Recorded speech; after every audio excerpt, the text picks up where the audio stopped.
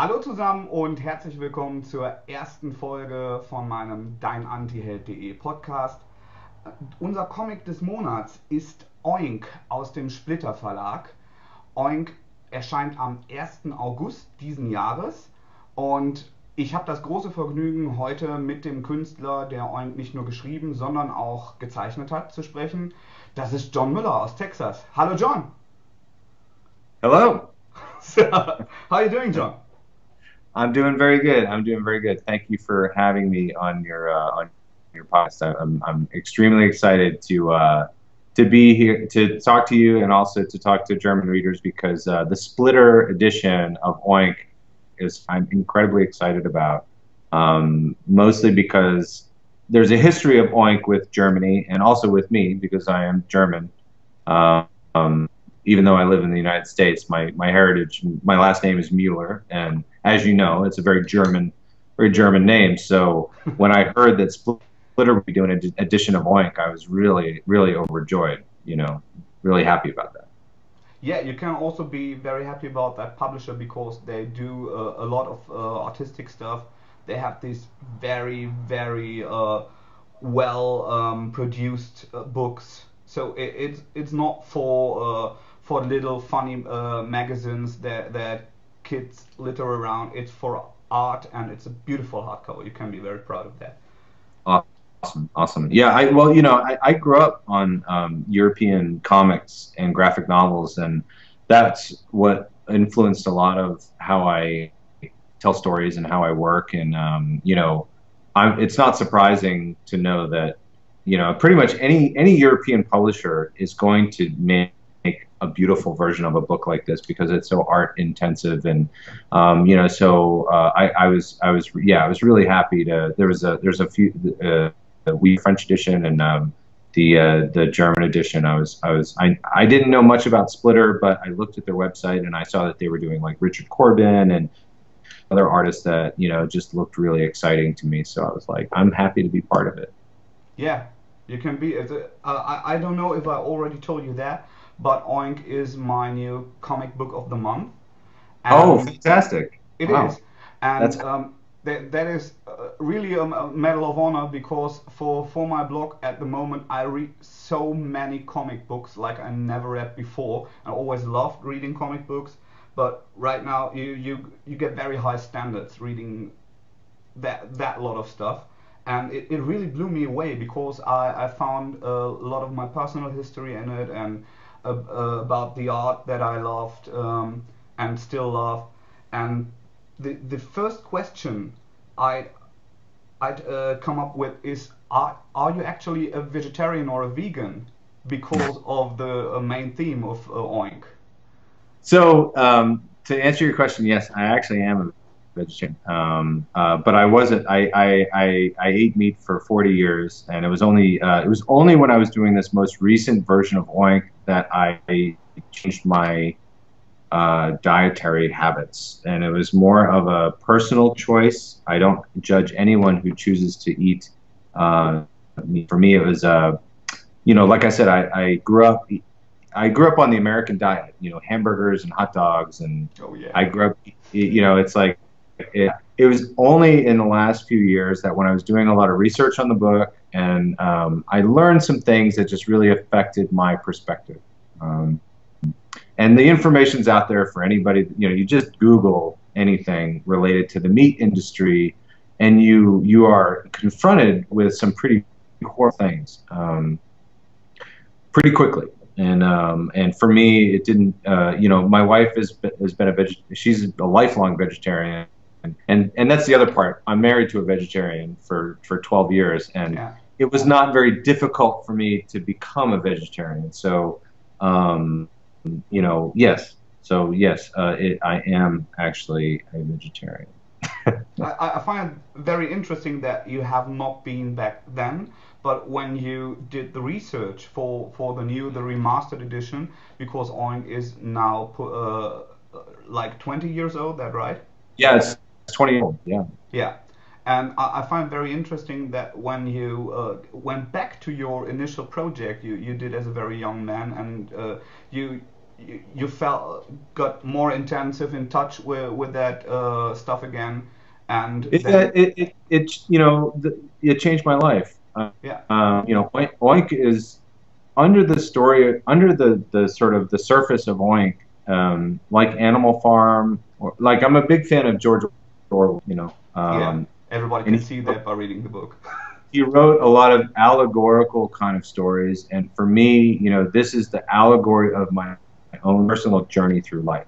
Um, and the story of Oink is really my personal story, and what I think has resonated with people is that other people feel the same story, which is that I felt like I was an outcast my whole life until I found something that made me sort of made me feel a little more whole. Made me feel more like art. Art for me was the thing that set me free. Is the thing that kind of like I was sort of discouraged from it, and I was sort of told that I had to do this other thing, which was to be a responsible person and to, I mean, really what my teachers were telling me in high school is that I needed to learn math and I needed to learn science, and that these were the things that were important, and that art was just a trivial distraction.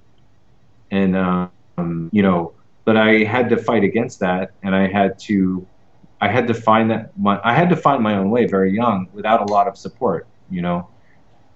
Because when we're kids, we rely on adults to tell us things, and we rely on adults for truth.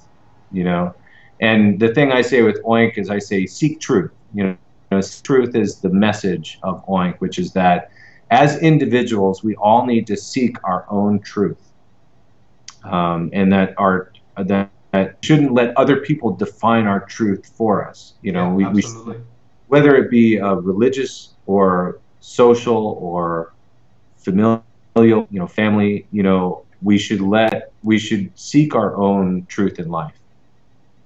I like that thought a lot, and I found a lot of my personal story in there as well, because that is perhaps that is why I loved it so much. Oh, And you told it before, you before we start with the interview, and I can see it from your last name. You are of German heritage, I and absolutely. you're currently You're correct. living in Texas. So Yes. there are certain stereotypes and prejudices connected to Germans as well as to people from Texas.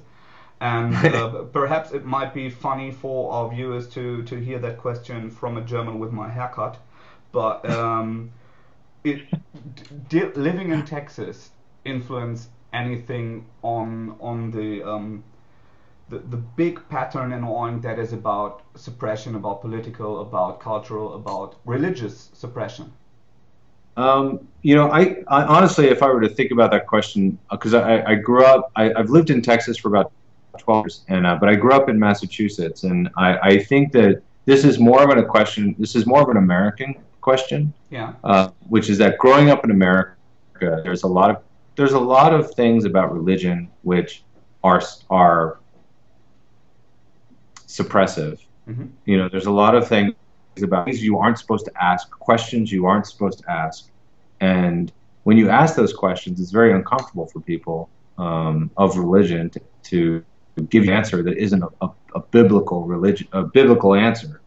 And I think I grew up around Catholics, Roman Catholics mostly, and the I always felt like I was an outcast amongst, my family wasn't particularly religious, and I had sort of an artistic spirit, I think, from a very young age, and I had a lot of questions about religion, and all my friends, went to what we called CCD, which is essentially school for, it's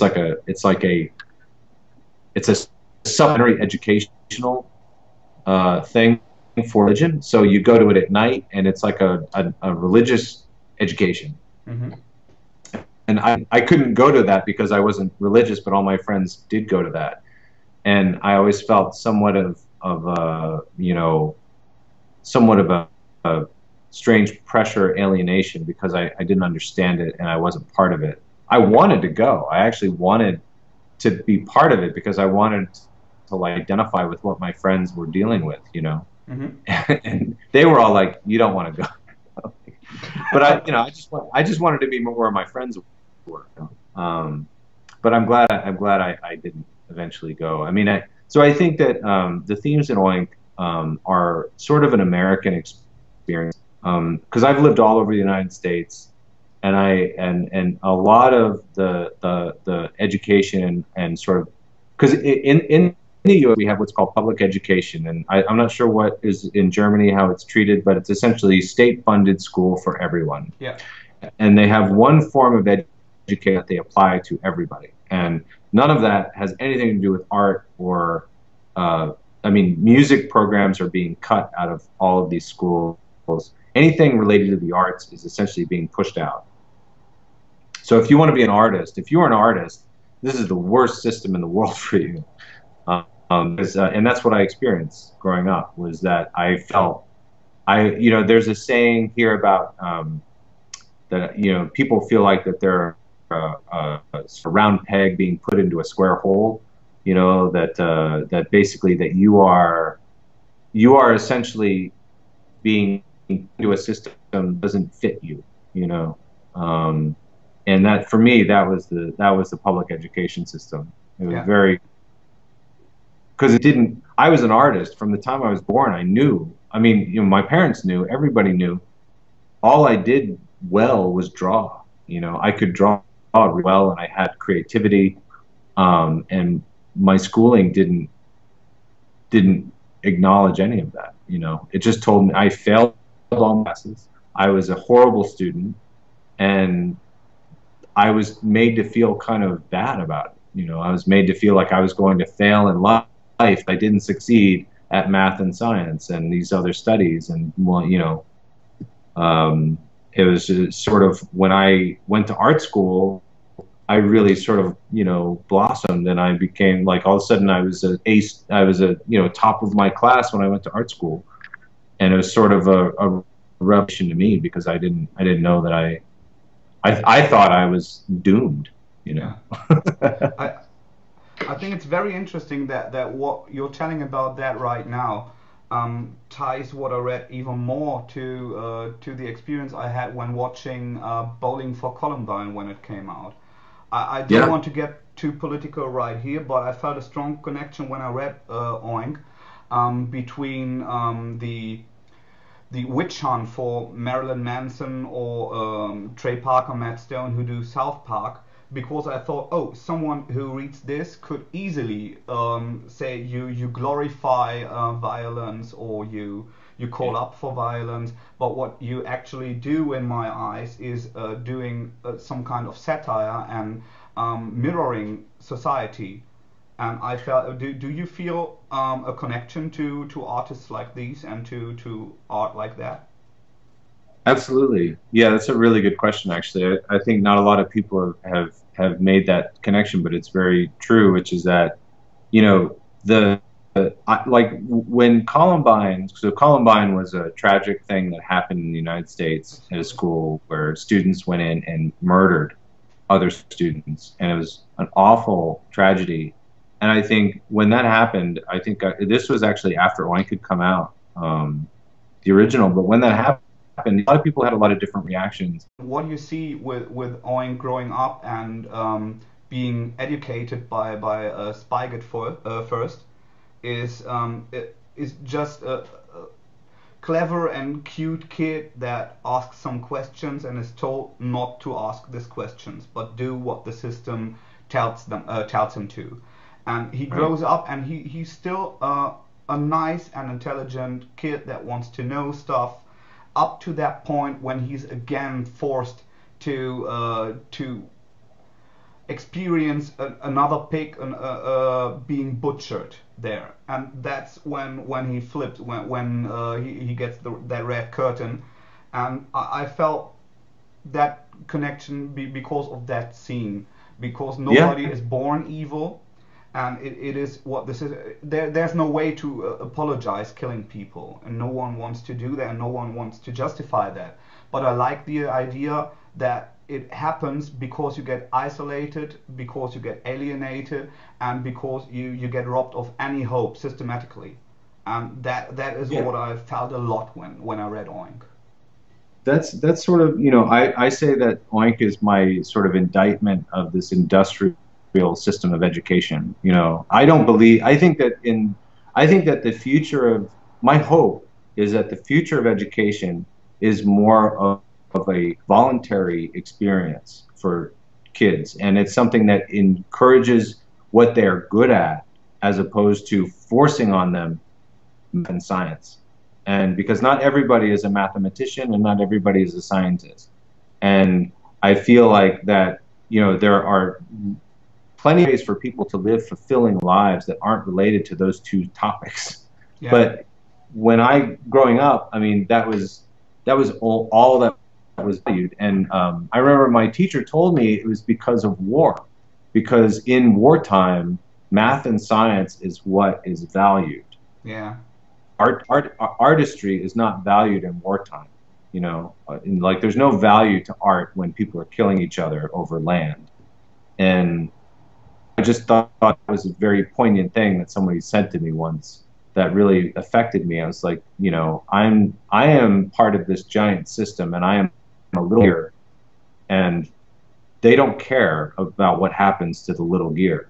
Like the people who created the system, when they created it, like they didn't take me into consideration. You Yeah.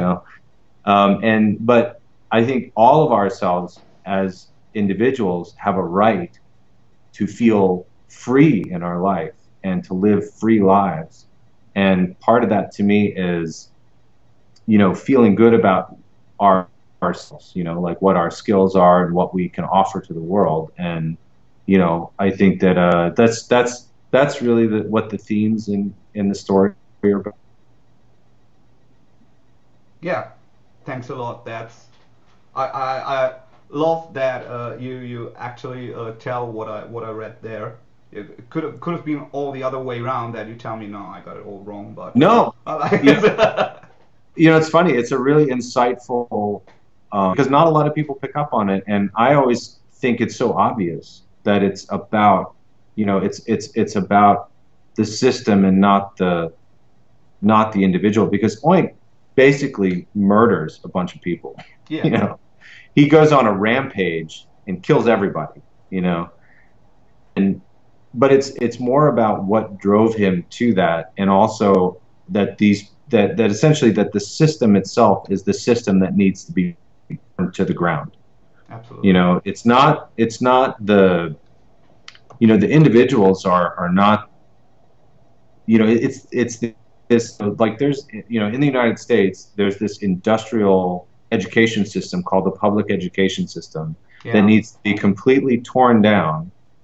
What creates situations like Columbine, in my mind, to kind of bring it back to what you said, you know, it's like that situation is completely manufactured by us, right? So it's not the kids, it's not these two children that essentially decided to arm themselves and gun people down. yeah, It's not entirely their fault. Some of it is their fault, clearly, but nobody looked at the system. Nobody questioned, well, why are we forcing children into a large structure? Because a lot of schools in the United States, they have 2,000 kids in buildings, and nobody really questioned the system. Nobody questioned, like, well, why are we putting children in this situation in the first place? Do we do that? Could they learn online? Could they, now this was the 90s, but now I feel like, could kids learn math, science, and all those things in English? Could they just learn that at home online? Like, do they need to go to a school, at all? That's the question that is in my head these days. I see that. Let's come to the future of Oink and the future of John Mueller. Yeah, Um, excited. I read that there is another Oink story that you wrote back in the 90s that is called Blood and Circus.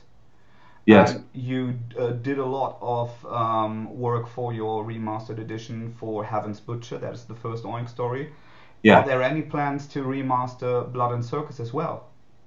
Yeah, so my plan is that there's three books in the series. There's Oink Heaven's Butcher, there's Blood and Circus, and then there's a last chapter which is called City of Loons.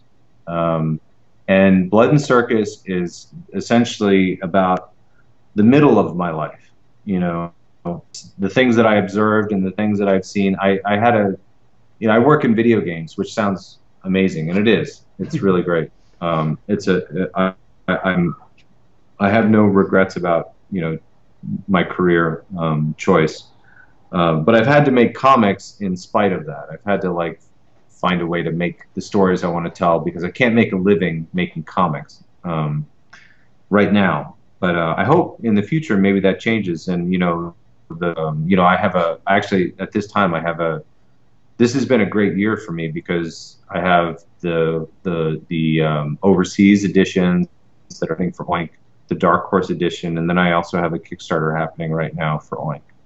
Um, and you know, my plans for the series are really based on how all that goes. You know, I'm going to do Blood and Circus. It's just a matter of when, and it's a completely new version of that story. With Heaven's Butcher, I kind of remastered what was there. You know, like I took what was in the original and I expanded on it.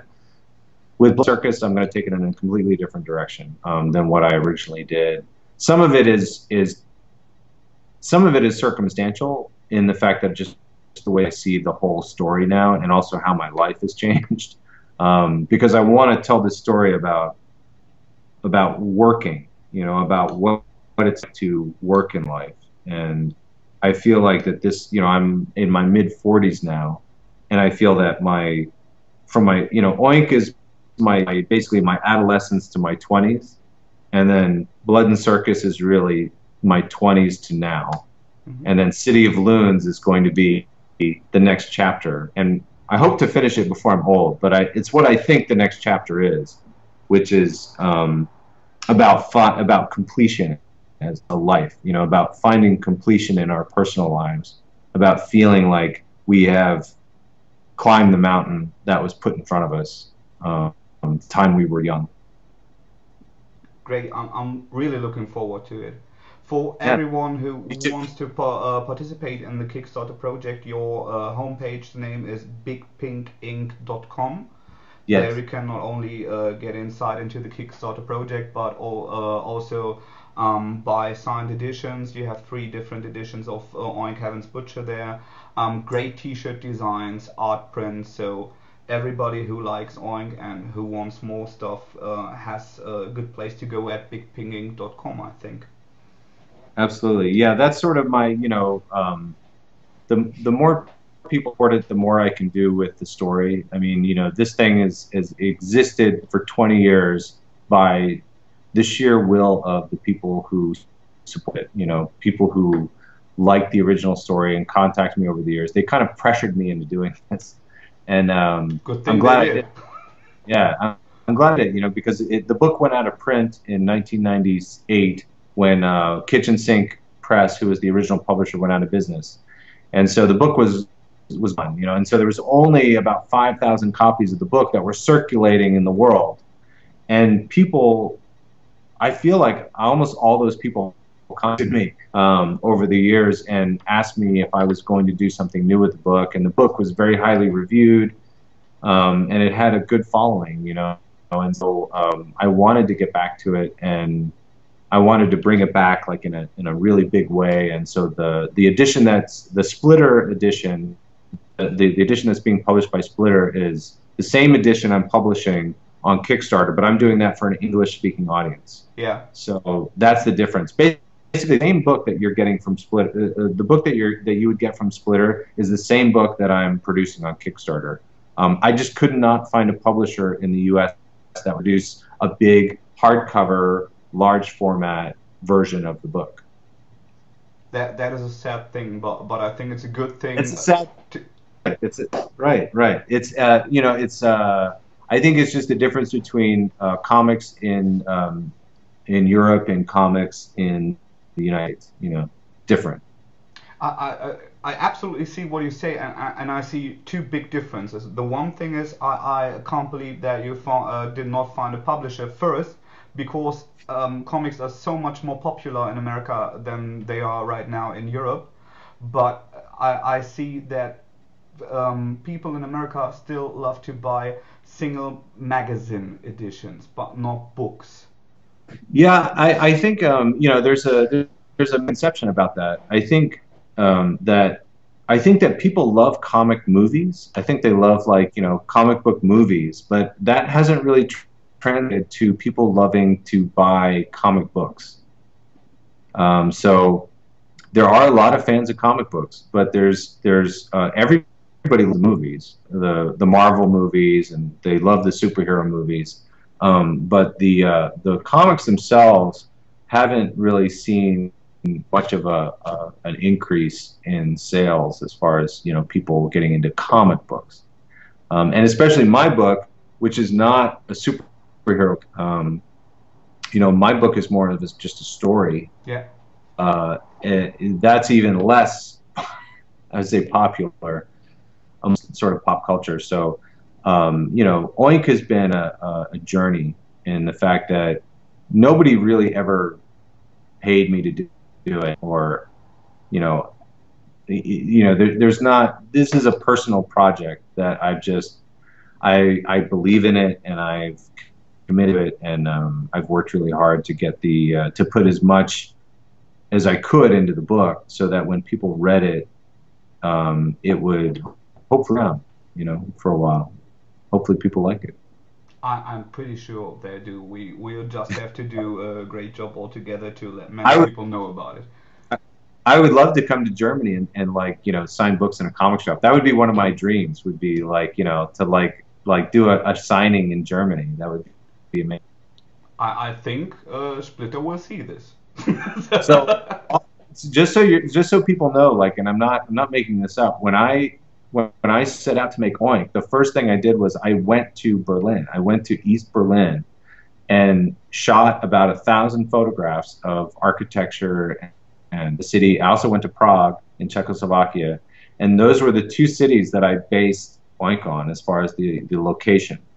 And the slaughterhouse for Oink in the new book, it's actually it's based on a very famous ruin in Poland of a slaughterhouse. Yeah. I think it was a slaughterhouse. So the whole foundation of that story happened on that trip, because I've always been fascinated with my ancestry, and sort of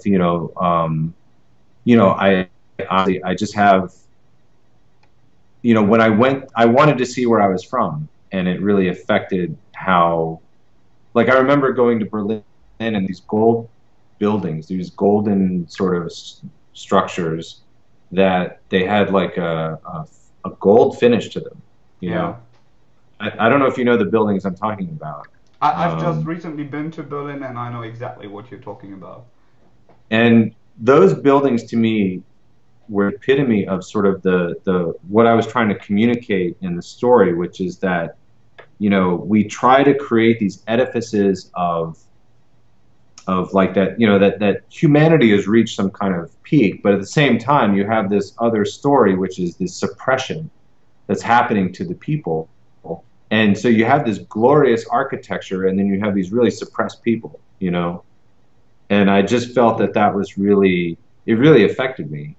And during the time, this was 1993 that I did all that research for the book. And I remember standing between chunks of the wall, and it was just very like, it was very, very emotional and impactful for me for the book. I absolutely read and saw that. John, I thank you a lot for this very great interview. I hope our viewers understand that sometimes we had some stutters or gaps in our connection. I think it's a great thing that we are able to do a video interview. It's Like amazing. it is absolutely. And I think everything you said and everything we talked about will be very clearly. I'll add captions to these later, and I just can't thank you enough for the great interview. It's been a pleasure. Yeah, it was a pleasure talking with you as well. Thank you for getting the word out.